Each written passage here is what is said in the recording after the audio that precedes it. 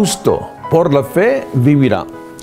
La manera de vivir que nos escogió nuestro Señor Jesucristo, el gran Dios del universo. ¿Cómo debe cada ser humano vivir? Bienvenido a su programa Profecías Bíblicas con su amigo Dr. John Varela. Leemos en el libro de Lucas, capítulo 4, versículo 4, Jesús respondiendo le dijo, escrito está, no solo de pan vivirá el hombre, sino de toda palabra de Dios. La Biblia, la palabra de Dios, es el pan de vida para cada ser creyente, para cada ser humano. Dios nos entregó este libro celestial, es un libro celestial, para que la leamos. Es un gran libro, un libro impresionable. Y es importante entender que el primer libro de la Biblia, que se debe leer completa, libro tras libro, comenzando desde el Génesis hasta el Apocalipsis. Es importante estudiar el ambiente, el mensaje, la relación que tienen cada uno de ellos con el todo. Esto será una visión como la que se contempla a través de la lente de una cámara que se acerca al objetivo y lo agranda, examinándola libro tras libro. Dicho panorama hará posible ayudarnos a entender y examinar el modelo divino de la revelación de Dios que está en este libro, a través de la Biblia. Y uno de los más poderosos e inexplicables fragmentos de evidencia sobre la verdad de la inspiración de la Biblia. Lo hallamos en el modelo divino que encontramos en toda la Biblia. Y la pregunta es, ¿cómo puede esto explicarse aparte de Dios? Que un libro tan diverso en su autoridad, escrito bajo circunstancias igualmente diversas, ofrezca un modelo tan asombroso de la verdad, a menos que procede de un autor divino.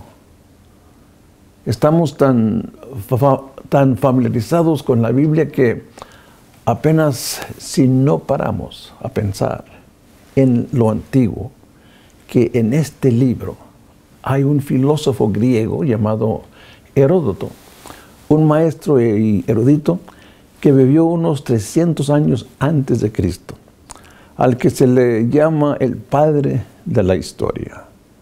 Es el primer historiador cuyos escritos han sido conservados y han llegado hasta nosotros en la actualidad.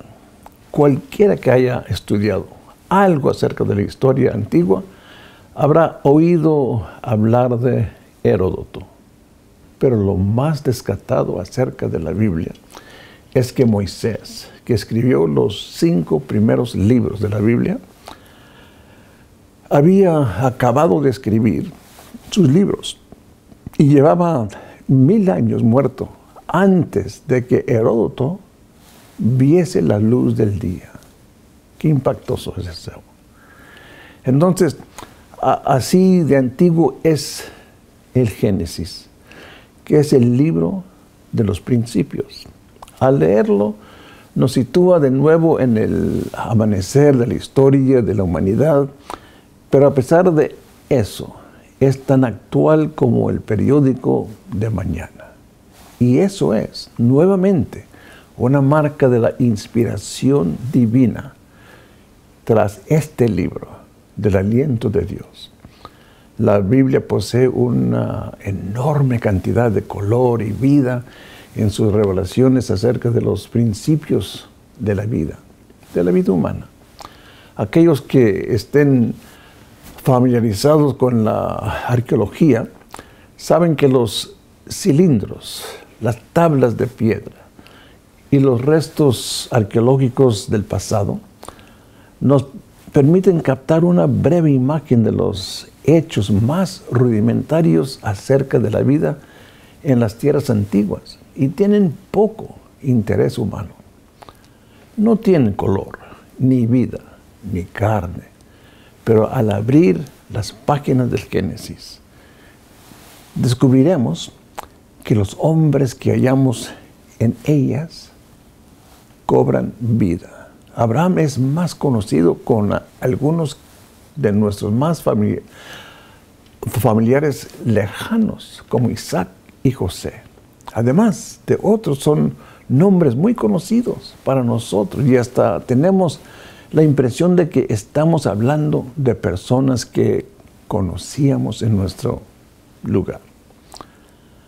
A nosotros nos resultan así de próximas porque este libro las ha conservado de una manera tan maravillosa, dándoles color, profundidad, volviéndolas de carne y hueso. Además de mostrar su modo de vida en aquellos días. El Génesis no es solo historia porque evidentemente sería de poca importancia para nosotros de ser solo eso. Pero el libro del Génesis es uno de los más tremendos mensajes que pueden pronunciarse en una sola declaración, que nos revela la insuficiencia del hombre sin Dios. Eso es el único propósito del libro. Y por ello es la nota clave de la revelación posterior de Dios. Revela que el hombre no puede nunca estar completo sin Dios. Imposible.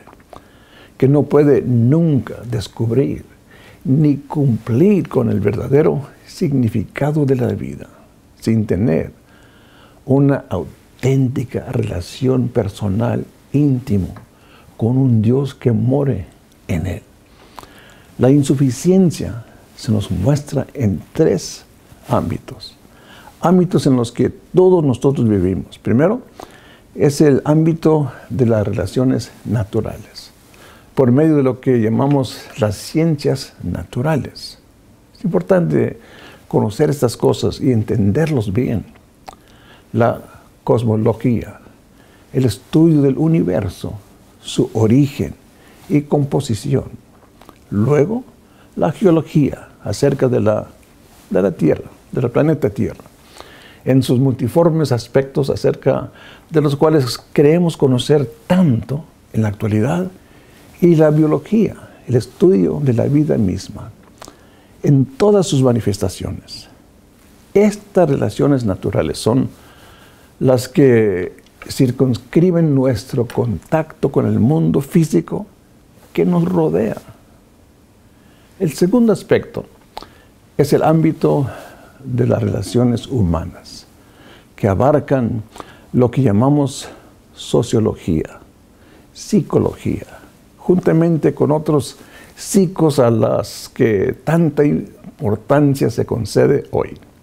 Y finalmente, el ámbito de las relaciones espirituales, es decir, la teología, la salvación de Dios y la filosofía. En relación con cada uno de estos aspectos vitales, incluyendo muchos de los detalles que nos interesan, el libro del Génesis revela con el hombre, separado de Dios, que es totalmente insuficiente. Este mensaje resuena a lo largo de todo el libro como si fuese una campana. Los 2 primeros capítulos del Génesis tienen que ver principalmente con el mundo de la naturaleza. Este libro comienza con el hecho material más importante de nuestro mundo hoy, el hecho de que vivimos en un universo. Somos conscientes de ello cuando nos colocamos bajo las estrellas, en número interminable, como luces brillantes en los cielos, y nos maravillamos ante el movimiento de los cuerpos celestiales. Algo que el hombre ha contemplado con reverencia y con un espectáculo ante el que se ha quedado maravillado durante siglos y siglos. Hemos comenzado a investigar profundamente el universo a nuestro alrededor y hemos descubierto que vivimos en una gran galaxia, un cuerpo difuso de estrellas y planetas en el que hay millones de ellos, millones de ellos. Nuestra propia galaxia es uno que se encuentra a 300,000 años luz y para nosotros no es más que nuestra base en el universo. La primera base se encuentra allá afuera y el centro campista está mucho, mucho más allá. En este gran estadio de fútbol sabemos que hay más de 1 millón de bases en el espacio y que existen galaxias como la nuestra. Nos quedamos alucinados cuando nos ponemos a pensar de ello, a pesar de lo cual las Escrituras comienzan con estas palabras, desde la primera palabra misma. En el principio creó Dios los cielos y la tierra y al hombre. Eso es la historia del principio de Génesis. Absolutamente nada existía antes de Dios, nada. Nos encontramos en un universo que es realmente un misterio para nosotros. Sabemos muy poco acerca de él. Y en cualquier dirección que decidamos seguir, no tardamos en llegar a un punto en el cual no podemos seguir más adelante. En cierta ocasión, estaba hablando con un físico nuclear y contaba algo acerca de la complejidad del núcleo del átomo. Dijo que se habla vuelto tan astronómicamente complejo que no podemos ni siquiera empezar a entender todo lo que estamos descubriendo acerca de los elementos fundamentales sobre el tema. El justo en este punto en el que empieza la Biblia a ofrecernos respuestas a las preguntas a las que no pueden responder los científicos. ¿Qué es lo que hace que funcione el universo? ¿De dónde salió? ¿Quién nos creó? ¿Para qué estamos aquí? Y a pesar de que el estudio del universo es el tema actual de la ciencia, no se ha encontrado respuesta a ninguna de estas interrogantes. A ninguna. El Génesis ofrece las respuestas a estas preguntas, las únicas respuestas adecuadas. Nos revela que la clave de la vida humana, incluyendo el universo material y el misterio de nuestra propia naturaleza, además del ámbito invisible de la vida espiritual, acerca de las que sabemos tan poco, es espiritual y no física, ni material. Por eso es que nunca podremos conocernos a nosotros mismos, al universo, ni a Dios, estudiando la naturaleza. Y de ese modo no se puede entender nunca y acabamos por encontrarnos ante una puerta cerrada. Se vuelve tan complejo que no lo podemos captar. ¿Por qué? Porque la Biblia nos dice que la clave se encuentra en el ámbito espiritual. Cuando leemos este libro, descubrimos que vamos más allá de todos los descubrimientos de la ciencia actual para introducirnos en un aspecto al que todavía no ha llegado la ciencia, en el que obtenemos las respuestas a estas preguntas. Es importante conocer estas cosas. No fue otro que Albert Einstein el que puso el dedo en la llaga con respecto a la inadecuado de la ciencia al decir, la ciencia es como leer una novela de misterio. Se llega uno al kiosco del barrio y se compra una novela. Nos la llevamos a casa y nos vamos a la cama por la noche. Se ha marcado todo el mundo y la casa está oscura. Nos metemos en la cama, encendemos la luz de la mesilla, nos colocamos bien las almohadas y nos ponemos a leer. En el primer capítulo se producen 2 o 3 asesinatos y hay varios cadáveres por allí. El relato comienza a centrarse sobre él. ¿Quién lo habrá hecho? Según vamos leyendo, nos vamos encontrando con una serie de claves. Cuando vamos por el tercer capítulo, decidimos que el responsable es el mayordomo. Y continuamos leyendo. Y la culpa parece apuntar más y más al mayordomo. Pero al llegar al último capítulo en el que de repente toda la evidencia encontrada hasta el momento queda desbaratada.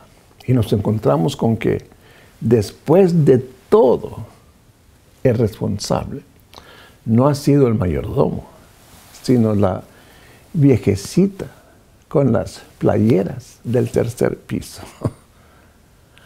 Ha sido ella.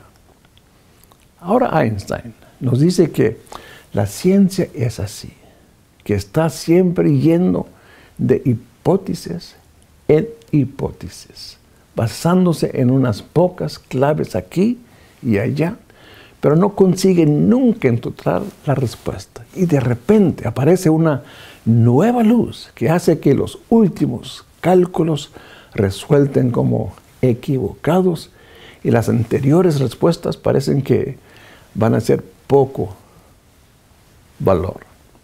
Lo interesante sobre el Génesis es que empieza exactamente donde acaba la ciencia. Hay que admitir que ofrece respuestas relacionadas con la fe, pero nunca una fe que transgreda la razón humana. La ciencia está siempre mirando al pasado y el Génesis empieza donde esta investigación está la ciencia. Si lo vemos de ese modo, nos encontramos con que no existe un conflicto esencial. Aquí tenemos un libro que está sencillamente tratando con un tema con el que la ciencia no se ha planteado. Y de hecho, que no se planteará la clave del misterio de la vida humana. En los capítulos 3 al 6 del Génesis, nos encontramos con el ámbito de las relaciones humanas.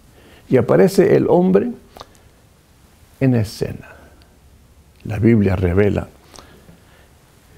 que la unidad básica de la sociedad es la familia.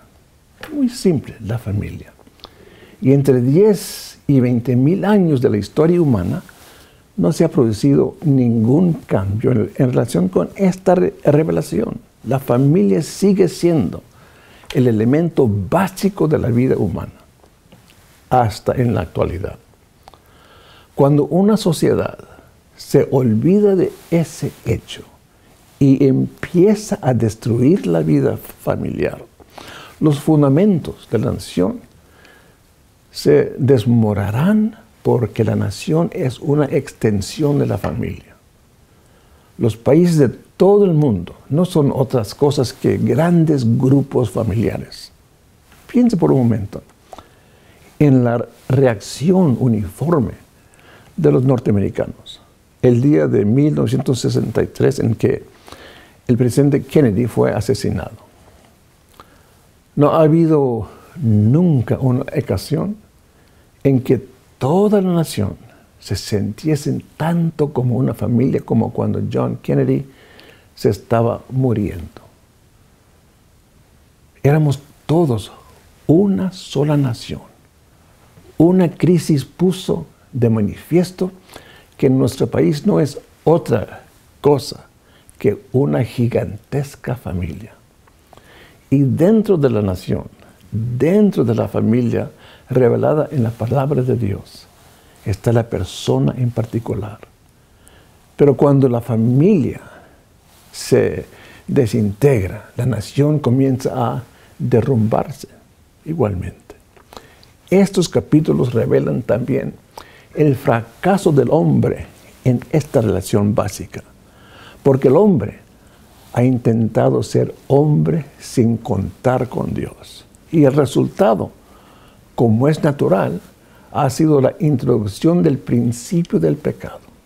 Y el pecado trae muerte. El pecado es, por así decirlo, como ese atornillador que ha sido echado en la maquinaria humana y hace que nos comportemos como lo hacemos. Al leer este relato en la Biblia, verán cómo rechazó Caín a Dios y se convirtió en un asesino. El justo por la fe vivirá.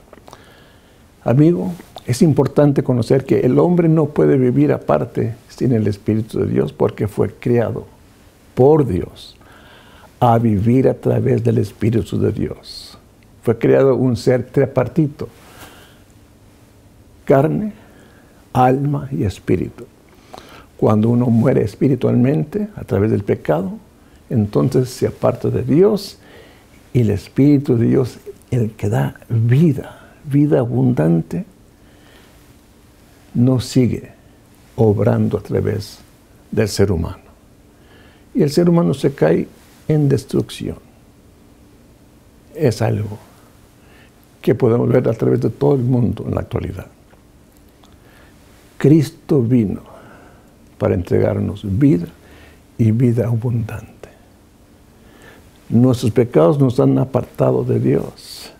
Y Cristo Jesús vino a tomar nuestros pecados, pagar la deuda penal de nuestros pecados, limpiándonos de estos pecados a través de su sangre preciosa y ofrecernos perdón de los pecados y limpiarnos de toda maldad.